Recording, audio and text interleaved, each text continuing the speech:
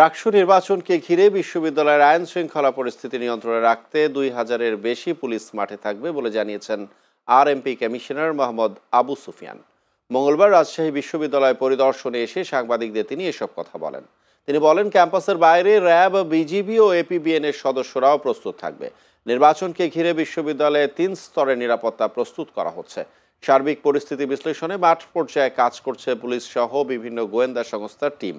Police commissioner আরও বলেন, নির্বাচনের আগের দিন বিশ্ববিদ্যালয় এলাকায় পুলিশ ফোর্স নামানো হবে।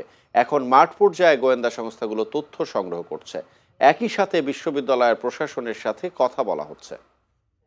এখন আমরা ইন্টেলিজেন্সের কাজগুলো করতেছি, আমাদের গোয়েন্দা টিম কাজ করতেছে।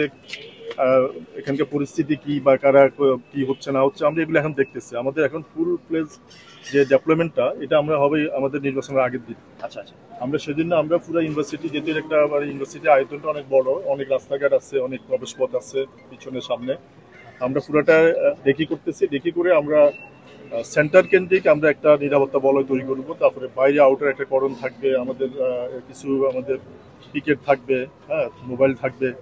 এগুলো আমরা পরিকল্পনা করার জন্য আমরা পুরো এলাকাটা আগে ঘুরে দেখতেছি।